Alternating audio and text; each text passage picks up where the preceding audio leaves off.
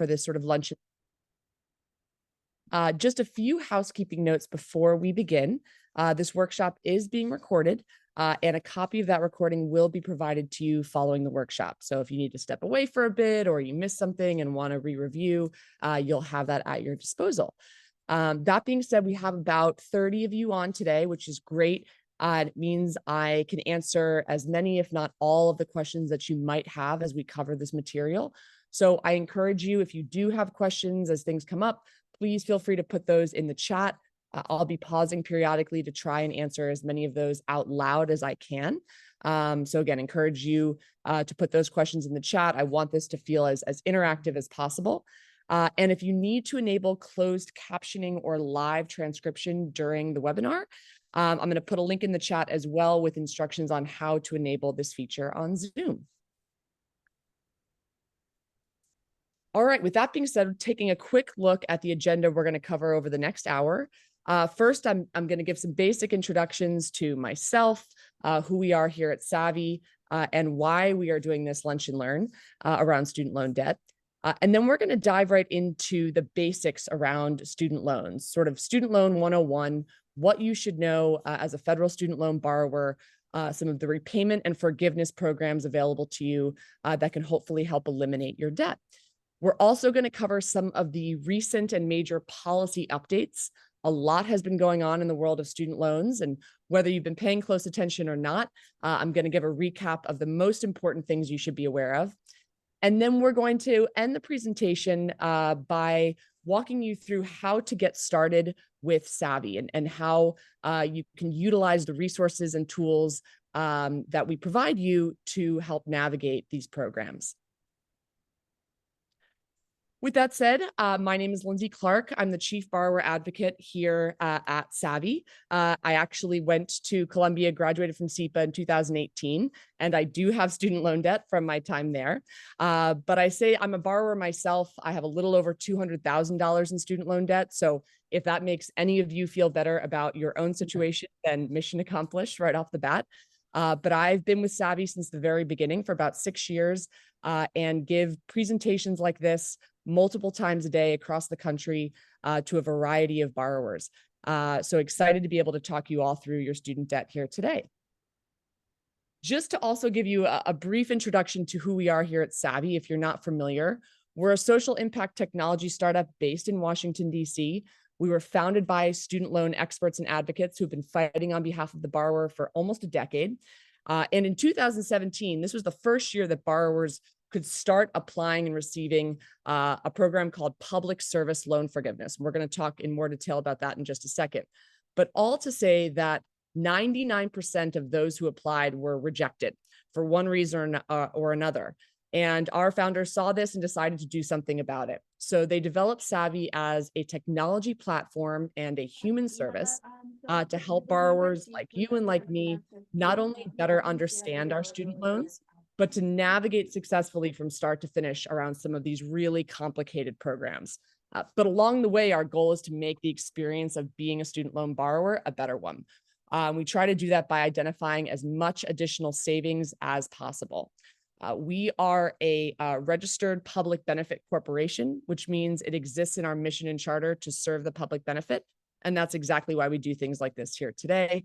I can speak personally as a borrower, but when borrowers are better educated and more informed about their debt, they are more empowered as consumers. And so that's why we're here. Savi is your exclusive student loan benefit at Columbia University. So we partner with employers, membership organizations, unions, et cetera, to offer our services as an employer or member benefit. And so this is being offered exclusively to the employees of Columbia University, as well as your family members. And again, our goal in working with Columbia is really to try to achieve the best outcome possible for your student loans. All right, so with that said, we are going to dive right in to the good stuff here. And like I said, we're going to first review some of the basics around understanding your federal student loans. So this includes student loan servicers. What are they and what role do they play with your student loans? The different types of federal student loans out there. This is an important one because the type of federal student loan you have will impact your eligibility for some of these forgiveness programs. We're going to talk about income-driven repayment plans. These can be a powerful way to help lower your monthly payment. And last but not least, we're going to talk about public service loan forgiveness. This is probably one of the biggest and most powerful forgiveness programs out there. It's been around since 2007. And as an employee of Columbia University, you are eligible for this program if you have student loans. So we're going to go in more detail on that in a bit.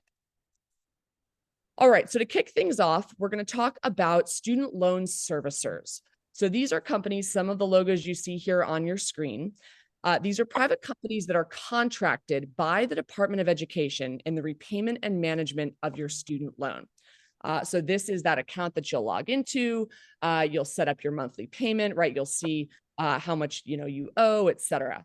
Again, there are about 10 to 12 total federal servicers out there. We didn't put them all on the screen right here, but want to make sure that everyone is aware of what servicer they have, because over the last couple of years, some of these servicers have actually left the servicing game, if you will. And so many borrowers have had their loans moved from one servicer to another. So especially with the return to repayment happening in this past year, making sure that you know who your servicer is important. Now, just to clarify here, Savi is not a servicer. You can kind of think of us more like an intermediary or an advocate on your behalf. So we might do things like submit an application to your servicer on your behalf, or get on the phone with you and your servicer to resolve an issue. But we're never going to take or replace that servicer. So you're always going to have that relationship. But our goal is to really help reduce the friction that many borrowers experience with their servicer. All right, hopefully that gives everyone just a sense of sort of the role that those servicers play with your federal student loans. All right, moving right along, let's talk about the different types of federal student loans out there. Because again, this is an important factor in determining your eligibility for some of these programs. And many borrowers are aware that there are, in fact, different types of federal student loans and which one they have. So we're going to start on the leftmost column here with direct loans. So direct federal loans, this is a loan program that began around 2010. So if you have a federal student loan that was dispersed from 2010 to present day, there is a very good chance that it is a direct loan. This includes direct consolidation loans. So some examples might be direct subsidized loans, direct unsubsidized loans. As long as it has that word direct in the title, or it might even say DL, which stands for direct loan, that means it's a direct federal loan. The great thing about these direct loans is that they are pretty much eligible for all the programs we're going to talk about here today, including things like income-driven repayment and public service loan forgiveness. So if you've got direct loans, you're in the clear. Moving on to FFEL loans, FFEL loans, which stands for Federal Family Education Loans. Now, this was the federal loan program in existence prior to direct loans. So if you have a loan that was dispersed before 2010, there's a good chance it could be a FFEL loan. These examples include FFEL subsidized, FFEL unsubsidized, and even FFEL consolidation loans. Now, here's the thing about these FFEL loans. In order to be eligible for programs like public service loan forgiveness, they need to be consolidated into a direct loan. Now, when I say consolidated, I'm referring to the federal process of consolidation, which is not to be confused with refinancing, okay? Refinancing at a lower interest rate will actually turn your federal student loan into a private loan. That's not what we're referring to here. Consolidation is something that you can go about through the Department of Education, and it basically creates what's called a new direct consolidation loan out of an existing loan. So you can consolidate multiple loans, you can consolidate just one loan, but the primary reason that many borrowers would need to consolidate is because they have one of these older loan types, like a FFEL loan. So again, if you have one of these FFEL loans, and it will usually say FFEL or FFELP, that P just stands for program, in order to qualify for public service loan forgiveness and the rest of the income-driven repayment plans available, you will need to consolidate that loan. And I'm going to show you later on in the presentation how Savi can help you to identify your loan type and assist you with that consolidation if need be. All right, moving on to PLUS loans. So PLUS loans come in two varieties, Parent PLUS loan and Grad PLUS loan. So let's start with Parent PLUS loans. Many people think the student debt crisis is a young person's problem or a millennial issue, when in fact, the fastest growing demographic of student loan borrowers is actually ages 50 plus, and it is parents taking out loans for their kids. And that's exactly what a Parent Plus loan is. It's a loan taken out by a parent on behalf of a child, but in the parent's name. Now, these Parent Plus loans, similar to the FFEL loans that I just talked about, in order to be eligible for programs like public service loan forgiveness, need to be consolidated. Okay, so if you have a Parent Plus loan, and again, that loan is in your name, you can qualify for public service loan forgiveness. It's going to be based on your employment as the parent, has nothing to do with your child. However, you will need to consolidate that Parent Plus loan into a direct loan in order to qualify. All right, now let's talk about Grad Plus loans. So Grad Plus loans, as the name might imply, are loans given to graduate or professional students. And the good thing about Grad Plus loans is that they are eligible for all these programs as is, no consolidation required. All right. So if at this point you're thinking that's been a lot of acronyms, this is already a little confusing, you're exactly right. And it just goes to show you how complicated this system can be. But again, the most important thing to take away from this sort of overview is that your loan type will determine your eligibility for certain programs, primarily public service loan forgiveness. And so if you have one of these FFEL loans or a Parent Plus loan, you're going to want to consolidate that loan as soon as possible so that you can qualify for those forgiveness programs. Now, last but not least, I just wanted to briefly touch on private loans. So these are obviously non-federal loans that are issued by a credit union, a bank, state agency, or maybe even your school. So some examples include Wells Fargo, SoFi, Discover, okay? Now, of all the student debt out there, about 90% of it is federal, so only about 10% is private. But unfortunately, when it comes to private loans, they are not eligible for any of the federal repayment, forgiveness, or relief programs that we're going to talk about here today. And there is no way or corrective action that you can take to make them federal. Once they are private in perpetuity.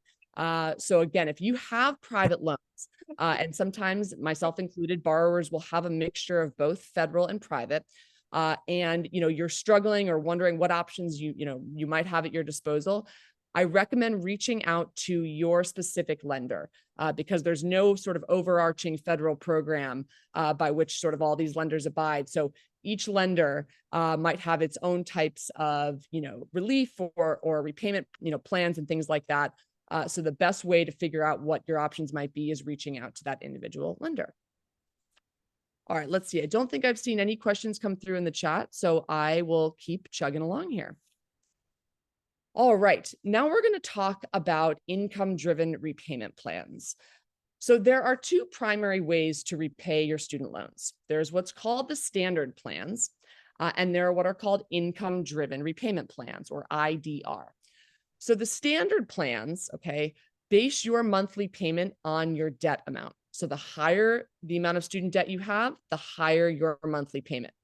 When every borrower goes into repayment for the first time after they've graduated, they're automatically put onto the standard plan. And for a lot of people, it's really, really high. For someone like myself with over $200,000 in student loan debt, I'm looking at an $1,800, maybe $2,000 a month student loan payment on a standard plan, because again, that's based on my debt amount and the fact that I'm going to repay that in 10 years. That's sort of the repayment horizon that they give you. Now, given the fact that a lot of people, if not most, could not afford their monthly payments on these standard plans, the Department of Education introduced what are called income-driven repayment plans. And instead of basing your monthly payment on your debt amount, they base it on your income and your family size, okay? So essentially how these work is they cap your monthly payment at 10 to 20%, depending upon the different IDR plan, of your discretionary income. All right, so that's going to be your pre-tax income. So just as an example, let's say you are single with no dependents and an income of around $52,000 a year, that monthly payment is going to come out to around $160 a month. Now, for every child dependent that you have, that's going to lower that monthly payment by about $50 per child. Okay, so it can be significant and really helpful to have those child dependents. Now, there are 4 primary types of income-driven repayment plans. So IDR, or income-driven, right, is sort of the umbrella term here. And then there are 4 different types of income-driven repayment plans. You'll see them in this first bullet up here.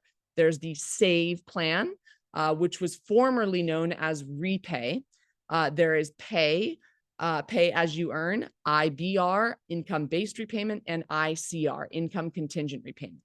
Now, we're not going to go into the weeds on the differences between these programs, or I should say plans. The Savi tool actually helps identify which is going to be the best based on your situation. And the qualifications for each of them vary based on things like your disbursement date, et cetera. So again, that's why we're not going to go too much into the weeds there, but all to say that there are 4 different types of income-driven repayment plans, again, in that system. So just want to make sure that everyone is aware. Now, for those with extremely low income, making less than $15 an hour, about $35,000 a year, they can qualify for as low as a $0 monthly payment. All right, so it is possible on these income-driven repayment plans to qualify for a $0 monthly payment. Now, here's how the process of enrolling in an income-driven repayment plan works. There's an application, and you have to fill it out and submit it and attach supporting documentation attesting to your income. Now, this can come in either the form of your most recent tax return or a pay stub from the last 90 days. This gets submitted to your servicer, and the servicer reviews it and says, okay, Lindsay, you're going to be paying $150 a month, and it locks in that payment amount for 12 months. 12 months comes and goes, and you have what's called a recertification deadline. And essentially, by that deadline, you need to resubmit an application with updated income documentation, and the servicer will then recalculate your monthly payment for the following 12 months. So on these plans, okay, based on any changes in your income from year to year or family size, right, your payment amount could vary. All right, just something to keep in mind. Okay, now, speaking of one of these income-driven repayment plans, I wanted to go into more detail about the SAVE plan. This is the newest income-driven repayment plan that was announced last summer by the Department of Education, and it is supposed to be the most affordable of all the income-driven repayment plans out there. Again, this replaced the old repay plan. So if you had previously been enrolled in repay, you were automatically switched over into this SAVE plan. So a couple good things or new things to note about this new income-driven repayment plan. The first is unpaid interest will essentially be subsidized going forward. So what that means is, regardless of how little you might be paying on your student loan each month, and it could very well be as low as $0 a month, all right, your balance will never increase as a result of capitalized interest. This is huge because I'm sure many of you might feel the same way. You know, I certainly do as a borrower. I've been paying on my loans since 2011, and my balance has actually increased, not decreased. And that's because of the capitalized interest. Any amount of interest, and I accumulate about $32 a day in interest alone, that is not paid off right at the end of each month, gets tacked onto that principal balance, right? So this prevents that from happening. Unfortunately, it's not retroactive, so any interest that you've accumulated up to this point will remain. But if you enroll in this SAVE plan going forward, your balance will not increase as a result of that capitalized interest. So that's a really big thing to keep in mind. Also, under this SAVE plan, it raises the amount of income considered non-discretionary. So basically, no borrower making under 225% of the poverty level will have a student loan payment. And then borrowers making more than that will see their payment reduced as well. Again, because less income is essentially being included when they calculate that monthly payment. All right. Now, coming this July 2024, this plan is set to get even better because it's going to reduce the amount of discretionary income that it looks at for undergraduate loans. So it's going to go from 10% to 5% of your discretionary income for undergraduate loans. And then for graduate loans, it's still going to remain at 10%. Now, if you have a mixture of undergrad and graduate loans, you'll have a weighted amount based on the loan types and balances. So it'll be somewhere between 5 and 10% of your discretionary income. So borrowers who are enrolled in this plan now should see even more savings come July of this year. Okay, so another thing to keep in mind about these income-driven repayment plans is that you're actually able to receive forgiveness on them. All right, so borrowers who are enrolled in any one of these plans is eligible to have the remaining balance forgiven after 10 to 25 years of payments. Now, I know that that's a big difference in time there, but that depends upon the plan that you're enrolled in. Now, this forgiveness would be tax-free until 2025, but otherwise it would be considered taxable income. Now, something to keep in mind under this new SAVE plan, borrowers with lower original balances will actually be eligible for forgiveness sooner, as soon as 10 years, okay? So borrowers with 12,000 original balance total or less will be eligible for forgiveness after only 10 years of payments. And for each additional $1,000 that was borrowed, 1 year is added to that timeline, okay? So what that means is for borrowers enrolled in the SAVE plan, undergrad borrowers, okay, pay for a maximum of 20 years. And then borrowers with graduate loans will pay for a maximum of 25 years, okay? Now, under all the other income-driven repayment plans like PAYE, IBR, ICR, you must pay for 20 or 25 years to receive loan forgiveness, all right? And you can see the breakdown of those below on your screen, okay? All right, before we dive into talking about public service loan forgiveness, I'm just going to take a quick peek at the chat. I saw a question come through. Someone asks, is it better to consolidate all of your loans, then apply for one of these repayment options, i.e. income-driven repayment? It depends on the reason why you're consolidating. If you're consolidating because you have an older FFEL loan, right, or a Parent Plus loan, then absolutely yes, because by consolidating, it's going to make those loans now eligible for all the different types of income-driven repayment plans, as well as public service loan forgiveness, which we're going to talk about in a second. So I absolutely would recommend doing that. Consolidation, the entire process, once that application is submitted, takes about 1 to 2 months to be completed. And during that time, you're put on an administrative forbearance where you're not responsible for making those payments while they process the consolidation. But then after that, you'll be all good to go. All right, someone else asks, is that retroactive payments or does that start once enrolled for the SAVE plan? Great question. It's actually retroactive payments as well. So because this plan was just introduced, right, they're looking back at your repayment history, regardless of what repayment plan you've been in. So a lot of people are going to be a lot closer to that forgiveness as a result. All right, great questions. Keep them coming. We're now going to dive into public service loan forgiveness, or PSLF. And again, all of you as Columbia employees qualify for this program based on your employment with Columbia. And you very well might have worked at previous employers that qualify as well. So I'm going to sort of go through an overview now of what's involved in this program. So essentially, public service loan forgiveness, or PSLF, is full forgiveness on the remainder of your loan balance, whatever that may be. It could be $5,000, it could be $500,000. It doesn't matter. Tax-free, so there are no federal tax implications here, okay? And that doesn't end in 2025. That's in perpetuity. After you have made 120 qualifying payments. Now, what exactly constitutes a qualifying payment comes down to these 3 things that you see on your screen right here. But before I go through those, I just want to clear up some common misconceptions about this program. So first of all, those 120 qualifying payments do not need to be made consecutively. You just need to reach 120 total cumulative qualifying payments. So let's say you worked for Columbia University for 2 years and you accumulated 24 qualifying payment credits, and then you went and worked in the private sector for a bit. Nothing happens to those credits. They simply pause, okay? And then if you were to ever resume working for a qualifying employer, whether it be Columbia or elsewhere, you could resume accumulating those credits towards the 120. Okay, so again, it doesn't need to be consecutive, just 120 cumulative.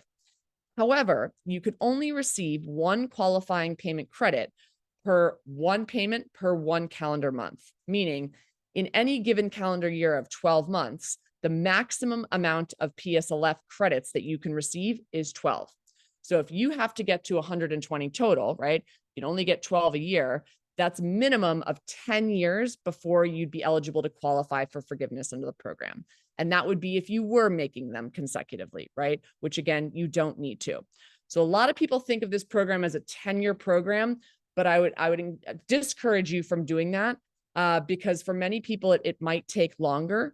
And so it's really about reaching those 120 qualifying payment credits. Okay, so now we're going to sort of break down what constitutes a qualifying payment, right? That you need to get 120 of. So you need to satisfy all three of these things simultaneously. Number one, you have to work for a qualifying employer. That is any government organization at any level, federal, state, local, or tribal, or any non-for-profit 501c3. The only stipulation here is you must work a minimum of 30 hours or more per week, okay? Now, you can also combine multiple part-time employment to qualify, so long as all of the employers are eligible. So if you work part-time at Columbia and maybe part-time at another qualifying university, you can combine that employment so long as it is over 30 hours or more per week, and all of the employers are eligible and qualifying, and you can qualify for the program. So you don't just need to be full-time at one employer. All right. So just want to make sure that is clear. Also, something to keep in mind, this program is retroactive, and any employment going back to October of 2007, that's when the program went into law. Okay. So any employment going back from October 2007 to present day is fair game. So you may have worked for 4 different qualifying employers over that period of time. And those periods, if you had student loans, can all qualify as a sort of qualifying employment periods. Okay. So just something important to keep in mind there. Again, anything before October 2007, unfortunately, does not count, but everything from October 2007 to present day is fair game. All right, so that's number one, the most important, qualifying employment. And again, Columbia University is a qualifying employer. Most higher education institutions are qualifying employers as they are not-for-profit 501c3s. All right, number two, while you're working for a qualifying employer, you also have to have a qualifying loan type. And the only types of loans that qualify are direct federal loans. Okay, and so this is why I made such a big emphasis on loan type a little bit earlier in the presentation, because here, right, we see that you need to have these direct federal loans in order for those loans to be able to qualify to be forgiven under this program. Now, if you don't have a direct federal loan, let's say you have one of those older FFEL loans or maybe a Parent Plus loan, they can become eligible for the program, but you need to consolidate those loans first in order to do so. All right. So number one, you have to work for a qualifying employer. Number two, while you've been working for that qualifying employer, you have to have qualifying loans. All right. Direct federal loans only. And then number three, you need to be repaying that loan on a qualifying repayment plan. And the only types of repayment plans that qualify are income-driven repayment plans. It doesn't matter which of the 4 different types of income-driven repayment plans you are on, but you need to be on one. And then you need to be making on-time and full monthly payments on that plan. Okay, so that's essentially an overview of how public service loan forgiveness works. All right, so again, just to recap here, you need to make 120 payments while meeting all 3 of those requirements. Okay, so you're working in public service at a qualifying employer on your direct loans while enrolled in an income-driven repayment plan. After you make those 120 payments, your entire remaining balance is forgiven. Okay, and again, that is not taxed at the federal level. These payments do not need to be consecutive, just cumulative. Okay, so just to provide another example here, you make 60 payments and then put your loans in a forbearance for a year. When you start paying again, you'll pick back up at 60 to continue your progress. Okay. So again, they don't need to be consecutive, and that's why it may take longer than 10 years to gain enough credits to reach that 120. And then last but not least, you can't make extra payments to qualify sooner. So again, the maximum amount of PSLF credits you can receive in a year is 12, right? 1 per month. So you can't double up on payments in a month or make a big lump sum payment and get more credits than you normally would. So that's why at minimum, it will take 10 years to qualify for forgiveness. Okay, so how do you apply for this program? All right.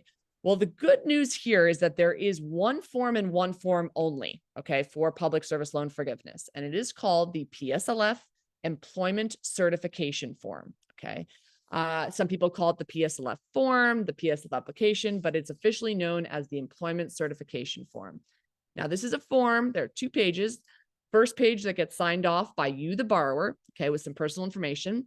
And then the second page needs to get signed off by your employer, any current or previous employers you might have had. So if you've had 4 qualifying employers over that period of time, including your current employer at Columbia, right, you will need to submit 4 of those forms, okay, 1 for each of those employers. And those forms get submitted to MOHELA, okay? MOHELA is a federal servicer, and they are the sole servicer in charge of the PSLF program. So even if you don't have MOHELA as your servicer, if you're filling out these forms for the first time, they still need to get submitted to MOHELA. And I'm going to show you in just a second how Savi can do all of this for you. So don't worry about trying to figure that out just yet, but I just want to explain sort of how the process works. So they get submitted to MOHELA. MOHELA reviews them. This can take anywhere between 2 to 6 months, I would say, on average, depending upon how much employment history they've got to go back through, et cetera. And they will count up the periods of repayment, the periods of qualifying employment, right? And then say, okay, Lindsay, you have at this point 90 qualifying payment credits towards the 120 you need total, okay? Now, after you submit your initial employment certification form or ECFs, right, to get credit for the payments you've already made. So let's say, okay, I'm at 90, right? Going forward each year, it's highly recommended. It's not required, but highly recommended that you submit a new employment certification form for your current employer to basically certify the past 12 months of credit, right? Inching your way closer and closer to 120.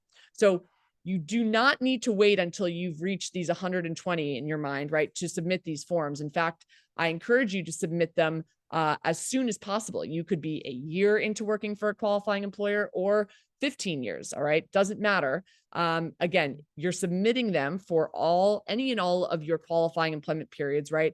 So that you can see where you are in that progression to that 120. Okay, I'm going to take a quick pause before I transition into some of the recent policy and program updates. I saw some questions come in through the chat, so hopefully I can answer these out loud. Okay. Someone asked, is there a minimum employment period to qualify? Nope. You can have been employed there for 1 month, and that would equal 1 qualifying payment credit. So there's no minimum employment period to qualify. Can you please confirm if Columbia University is a qualifying employer? Yes, they absolutely are a qualifying employer. Someone else asked, but you have to be in total employed by a nonprofit for 10 years. Yes. So you will need to have qualifying employment for at least 10 years, right? Or the entire period of time that it takes you to reach those 120 qualifying payments in order to qualify. All right. Someone else asked, what if your employer is unable to verify your employment, no longer has your records in their HR database?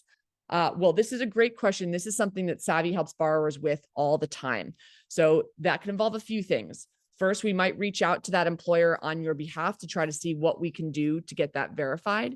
But otherwise, there are options by uploading, I believe it is your W-2 from that employer to the Department of Education website.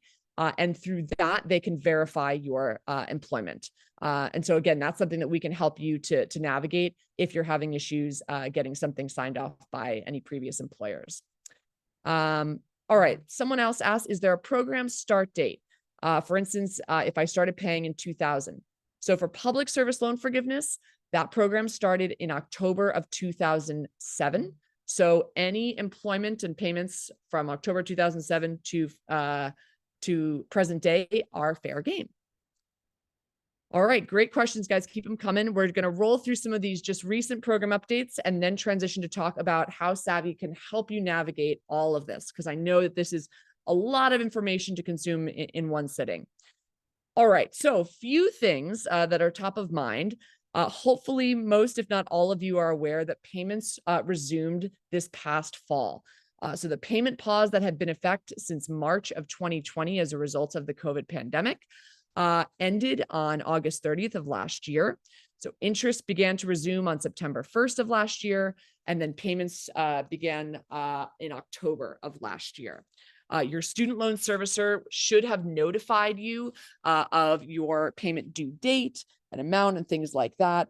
And again, you can confirm your servicer and contact information at studentaid.gov. That is the official website for the Department of Education. All right. So again, hopefully everyone is aware that payments have resumed. And one of the things I just want you to keep in mind, is if you haven't been making payments for one reason or another, there is sort of a safety net in place called this on-ramp that basically began in October of last year and goes through October of this year. And essentially this on-ramp was to help any borrowers struggling with the return to repayment. And what it means is that if you were to miss a payment, be late on a payment, et cetera, you will not face any negative consequences like you normally would for missing that payment. So for example, you won't fall into default and your servicer won't report that payment as delinquent to the credit bureaus, okay?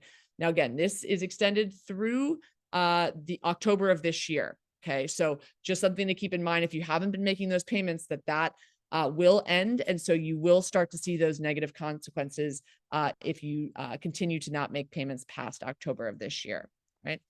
Now, one thing I want to make sure all of you are aware of, because it is such a huge opportunity for anyone who is eligible for public service loan forgiveness, which again, you all are based on your employment at Columbia, is the fact that for every month that payments were paused, so beginning March of 2020 through August 30th, 2023, right? That's over 40 months, okay, during which payments were paused.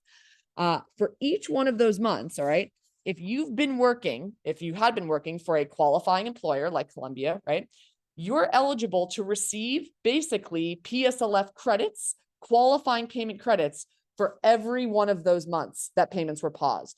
So they're basically treating it as if you made a qualifying payment that month, but you didn't have to. So essentially it's like getting 40 plus of these PSLF credits towards the 120 that you need total, absolutely for free. That would put you about a third of the way closer to full forgiveness on your loans without having to pay a dime. This is huge. And I find a lot of borrowers that I talk to are either unaware or misinformed about this and thought they needed to make payments in order for them to count during that period. That's not the case. So how do you claim these sort of free PSLF credits from these past 3 years? The only way that you can claim any PSLF credit, which is by submitting that employment certification form. Okay. And again, I'm about to show you how Savi can assist you in doing all of that. But this, again, should hopefully put a lot of people a heck of a lot closer to full forgiveness than they might have ever realized. All right. Last thing that I just wanted to touch on. Oh, and I apologize. It looks like there might be a little typo there on the slide here. Is something called the one-time account adjustment. Essentially, this is the Department of Education's attempt to rectify some of the wrongs within the student loan servicing system, where many borrowers weren't either able to afford their payments or put into periods of deferment or forbearance for one reason or another. And so what they're attempting to do is essentially review every single federal student loan borrower's account and give them credit for not only periods of past payment, but periods where they maybe weren't making payments, okay? And that previously didn't count towards any of this forgiveness. So these one-time improvements will adjust a borrower's account by awarding credit for any month spent in repayment, even if the payments were partial, late, the wrong loan type, or the wrong repayment plan, et cetera. For extended periods of forbearance, okay, I certainly used as much forbearance as I could right out of college because I couldn't afford my payment, right? And periods of deferment, with the exception of in-school deferment, prior to 2013, okay? So what they're going to do is they're going to review every borrower's account and say, okay, Lindsay, you had this extended period of forbearance, 12 consecutive months. We're going to give you credit for that time as if you did make payments for those months, okay? And what that will mean is that I will get payment count credit for that towards income-driven repayment forgiveness, as well as public service loan forgiveness. So again, many borrowers who, let's say, based on the prior rules, right, where they needed to make a payment in order to get that credit, are now going to see that payment count adjusted and increased as a result of now being able to get credit for periods when they might not have been making a payment. Now, these adjustments are happening as we speak and are expected to be finalized or finished by July of this year, okay? That's what the Department of Education has said. Now, for most of you, okay, or anyone with direct loans or FFEL loans that are managed by the Department of Education, this is going to be automatic. There's nothing that you need to do or you can do in order to sort of receive this adjustment. It will happen automatically and you'll be alerted by the Department of Education once they've reviewed your account and awarded any additional credits, all right? However, there is a group of borrowers, those with FFEL, okay, commercially held FFEL loans. So FFEL loans, actually, there are sort of two varieties of these FFEL loans that I didn't really go into the details on when we talked about loan type. Some are federally held, meaning they are owned by the Department of Education. Some are commercially held, meaning they are owned by a third party or a university. They're still all federal, but these commercially held FFEL loans are sort of the oldest type of that FFEL loan. There are about 5 or 6 million people still with these commercially held FFEL loans, okay? Or Parent Plus loans, all right?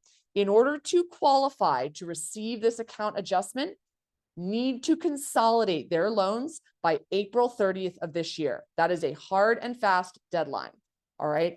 They absolutely need to consolidate those loans by that deadline in order to qualify and benefit from these account adjustments.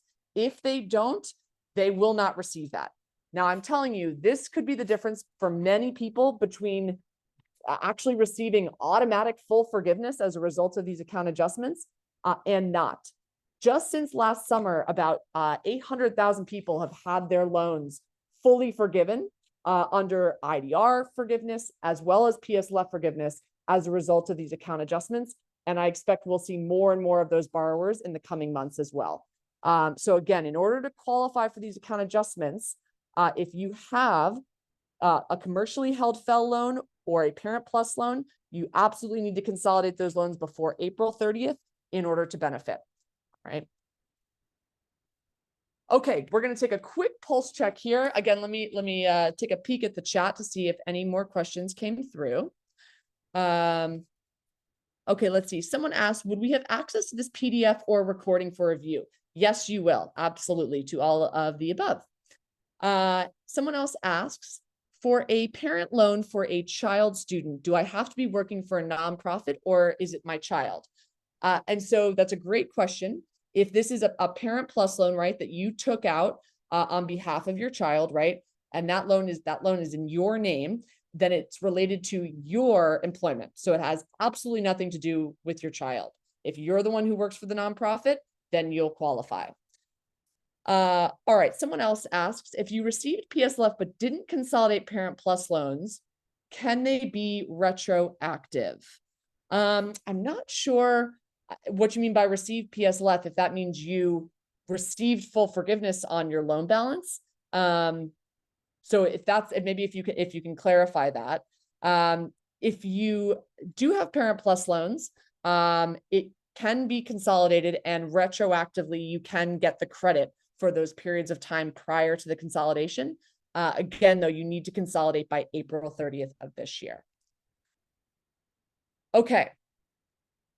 So let's see. Oh, I see a couple more coming through. I will want to transition in just talk to you guys about how Savi can help you to navigate all these programs.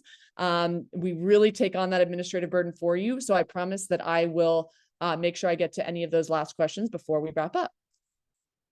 Okay, so I know that that was a lot of information, all right? And while, helpful, these federal programs are very confusing, overwhelming. You can feel lost. You're faced with a lot of different options, multiple repayment programs. Which one is best? How am I saving money? Am I making, the right payments to qualify, et cetera, right? Lots of questions, despite knowing more information, right? You're still probably wondering, okay, I'm not sure if I'm doing what's best for me. And that's really where Savi comes in. So we basically are going to ask you some basic questions, as I'm going to show you in just a bit here, to help us compile some of that information and then be able to give you sort of a personalized repayment and forgiveness plan, really down to the cent as to what you're going to be eligible for and what your best options look like. So that path really becomes clear as to where you're going, how long it's going to take you to get there, right? All of that stuff is really illuminated through Savi. We also monitor for new programs and policy changes, right? So there are certain things that are coming out in the next couple of months, whether it's these account adjustments, things like that. All of that, we keep you informed. So you can expect policy update emails from us, alerts to your account, things like that, letting you know when you'd need to take action. So you're not having to follow all of this on your own. We then take on all of the administrative burden for you. So all of the paperwork and applications involved with these programs, whether it be your income-driven repayment plan application or your employment certification forms for Columbia and maybe 3 other previous employers, we handle it all, okay? We basically digitize, pre-fill, send those forms off on your behalf, get them signed by any previous employers, current employers, et cetera. We do that all for you and we submit it on your behalf to the servicers. And then we help monitor and track that progress to ensure you reach the finish line and assure you achieve that desired outcome. And then the best part is that every step of the way throughout all this, you have access to one-on-one personalized support with our student loan experts, a team of people that work with me that basically talk to borrowers like yourselves all day long, whether over the phone or via email. You have a dedicated agent that's sort of on your case working with you, helping you to navigate, explain things, whatever it may be. This is an anxiety-inducing process for many people, and that's exactly why we are here. So again, it's really easy to use Savi, and I'm going to show you how to do so in just a second. Basically, 3 simple steps. You start an application, so we're collecting this information all in one place. You're able to see your best options around repayment and forgiveness. Okay, this is what my new monthly payment could be under the new SAVE plan, and I'd be eligible for forgiveness in 3 years. Wow, this changes everything, right? And then we submit all those forms and applications on your behalf so that you can begin saving. So you can get started if you have not done so already. I believe I put this link in the chat, but I will copy it again here. Give me 1 second. All right, I just put that in the chat. Oops. Let's see here, make sure I send it to everyone. There you go. So this is where you can go to get started with your Savi account. And basically 3 simple steps to get started. We're going to ask for your income, just an estimate, your current monthly student loan payment. Again, an estimate is fine. And then click that yellow-orange button, estimate your savings, to proceed. And you're going to be brought over to Savi. And you're going to be prompted to register using your uni email. All right. So, example ab1234@columbia.edu. So you're going to want to register using that Columbia email address. And I'll get to that reason in just a second. We also have some pretty high security because it's dealing with your student loans. So you're going to be prompted to enter in your mobile phone number just for some 2-factor verification. And then once you've done that, you're ready to get started. And this is just a look at your Savi dashboard. This is sort of like mission control for everything that you're going to do with Savi. It's where you're going to be able to track the progress of your applications, whether it be your income-driven repayment application or one of your employment certification forms, etc. All that can be done right from your Savi dashboard. It's also where you can invite your friends and family to benefit from Savi as well. There's one thing I know is that oftentimes if you have student loan debt, you're either related to someone with student loan debt or know someone with student loan debt. And again, this benefit is available to Columbia University employees and their family members. So you can simply enter in their email address there, and they will receive an email to get started with Savi as well. Now, to make the most of Savi and your Savi benefit here, this part is particularly important. So all of the things that I mentioned about taking on all of the applications, right, and the one-on-one support, et cetera, those are all part of what we call Savi Essential. That's sort of our premium level of services. And thanks to the generosity of your employer, Columbia, they have basically subsidized for any employees with their student loan debt, that essential plan at no cost. So normally there would be a cost associated because there's such a high level of support and all of the application work, et cetera. But for Columbia employees, it is completely free. There is no cost, all right? So again, we'll create your applications digitally, submit them to the various servicers, and track and monitor that progress with you to ensure you cross the finish line. And again, you can receive personalized support from our student loan experts right from your Savi account, scheduling calls, one-on-one, whatever you might need, all of that you have access to at no cost. All you need to do is just verify your Columbia University work email in order to receive that. So again, you'll be prompted to do this. You'll enter in your uni, and then you will receive an email with a verification or a validation code, I should say. And you're just going to want to enter that in. And then that gives you access to the entire suite of those premium services at no cost. And then once you've done that, again, the process around Savi is pretty simple. We're just collecting all that information in one place so that we can provide you with that personalized look at your best repayment and forgiveness options. So we're going to ask you some questions around your family size, your income, your employment, all right? All of this is to help us identify the best programs for you. You can kind of think of it almost like a TurboTax, but for your student loans. Now in the employment section, you can add your current employment at Columbia, as well as any previous employment you might have had. And I highly encourage you to do so, especially again, if it was qualifying employment, because that'll help us refine our estimate of how sort of far you've progressed towards forgiveness. We have a database in our tool of all of the qualifying PSLF employers in the country. So as soon as you start typing in that name, it should appear from a drop-down menu, and you'll be able to click from there. And the last step in the process is just syncing your student loans. So we provide a loan sync through a technology called Plaid. If you have a Venmo account, you've used Plaid before, sort of a best-in-class syncing technology. What it allowed you to do is to select your servicer, let's say Navient in this case, enter in your Navient username and password credentials, and it's going to sync over a read-only snapshot of your student loans. So that'll tell us your balance, your interest rate, your loan type, right? Disbursement date, all of these things are important for us to be able to tell you what your best options are going to be, right? Now here I want to really emphasize the fact that it allows us to identify your loan type. More specifically, if you have a loan type that would require consolidation, right, in order to be eligible for some of these programs, by syncing those loans, we actually automatically detect that for you, and we'll flag that and then follow up to help you take the next steps around consolidation. So if you're, leaving here still not sure what types of loans you have or whatever, this loan sync helps to make sure that you're on the right track for you. And then once you've done that, that's it. You reach sort of the plan options page, which looks somewhat similar to this, where you're basically going to see what that best option looks like. So you'll see, for example, here's the new save plan. For this borrower, their new monthly payment would be $95, right? What that total payment over time would be. So by the end or when they reach that forgiveness, how much they will have paid in total, how long until they'd be eligible for forgiveness down to the year and month, and how much in forgiveness they'd be eligible to receive. Now, there might be a couple of different options that you're eligible for, and we'll show them all to you. So you can expand below, show more plan details, comparisons, all of that is provided to you in that plan options page.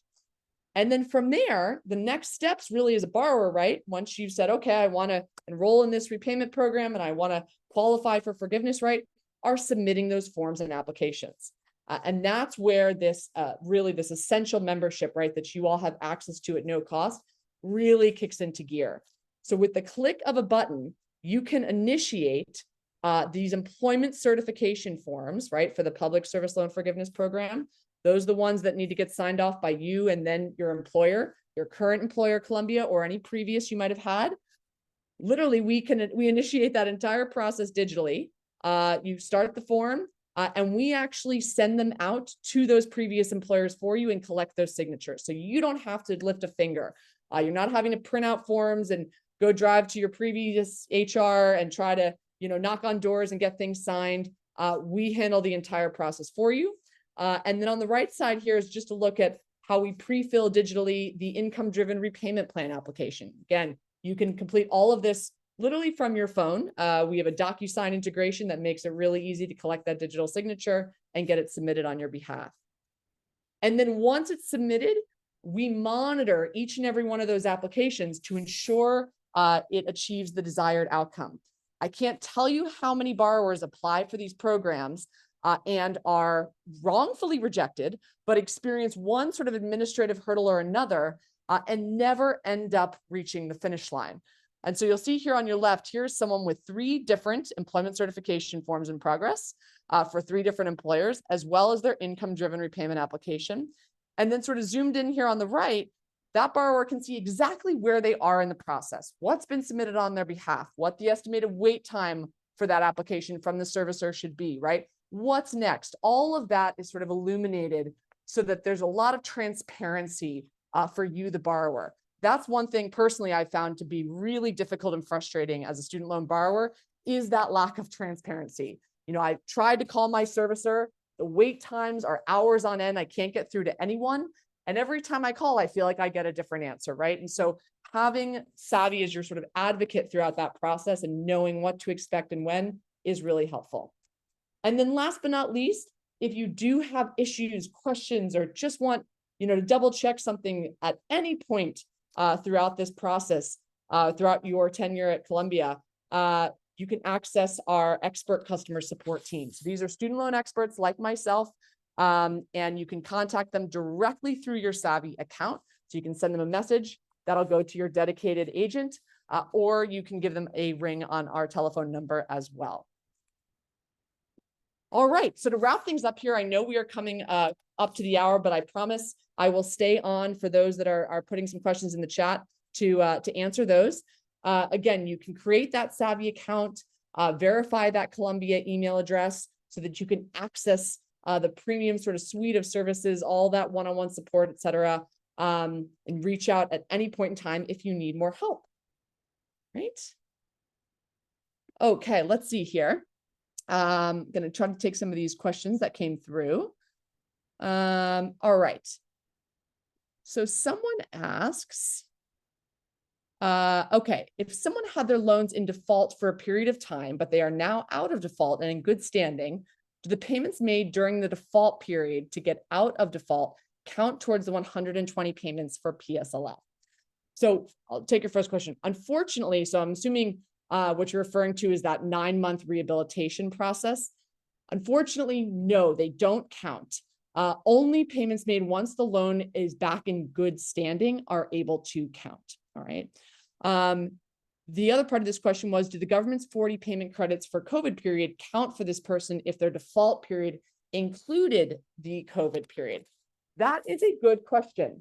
And that's something that I don't know if I can say with 100% confidence. I know the answer to, but I can look into it and get back to you. Absolutely.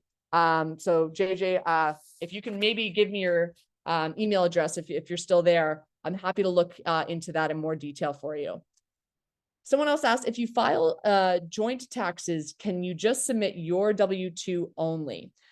So when it comes to income-driven repayment plans and that application, if you submit or if you file your taxes jointly, it will look at your joint income, okay?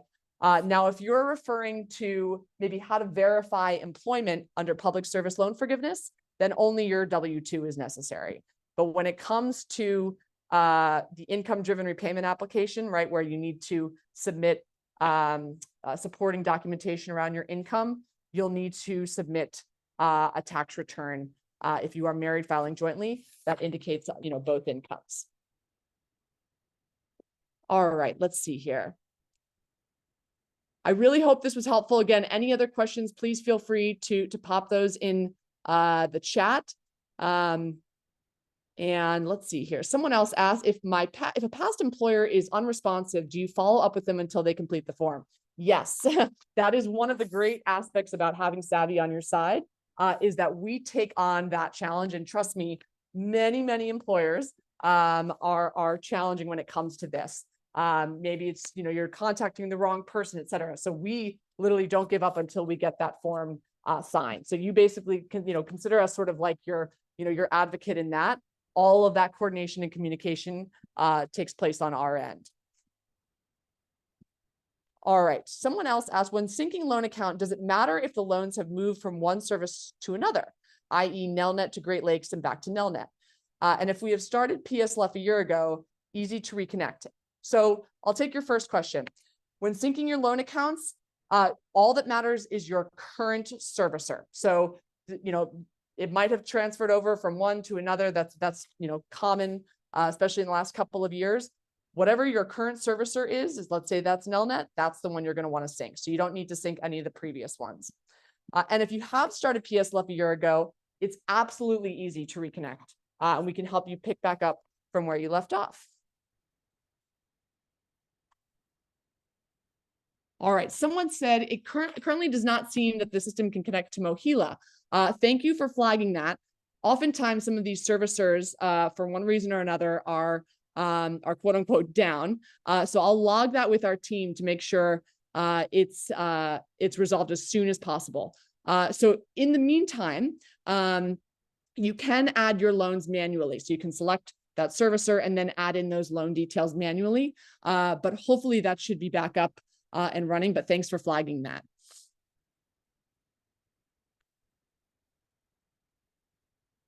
All right, happy to answer any other questions before we wrap things up.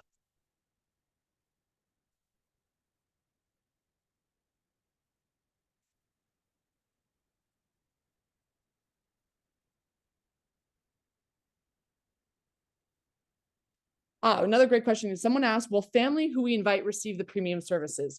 So unfortunately, the premium services are only at no cost for Columbia University employees. So any of the family that you invite and they create their account, they can go through basically all of the steps and get to that plan results page absolutely for free. And then for the premium services of the application work and the one-on-one support, that comes at a yearly cost of, I believe it's $60 or $70 a year. And that's 100% money back guarantee. But that would just be the cost associated with that.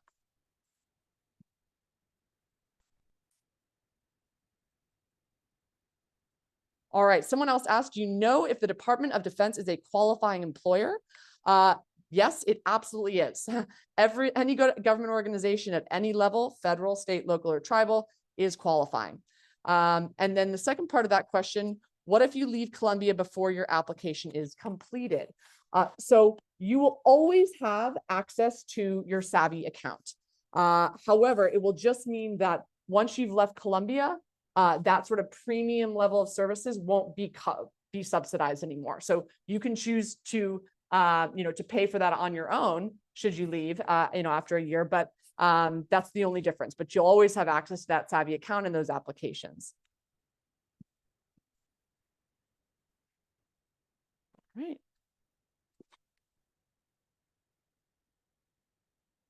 Well, it looks like I've reached the end of those questions, but I know how it works. As soon as this ends, that's when something will come to mind. So if that's the case, again, you can contact our experts and get one-on-one help with anything that you need by going through that Savi account. Again, just confirming that Columbia work email address, and then you can get that conversation started right from your Savi account. So if there's anything else that comes to mind afterwards. Otherwise, I hope that this was really helpful. Appreciate any and all feedback. Big thank you to the Columbia University team that put this together for you guys. And hopefully we'll do more in the future. But if not, it was a pleasure speaking with you all, and hope we can help you with your student loans soon.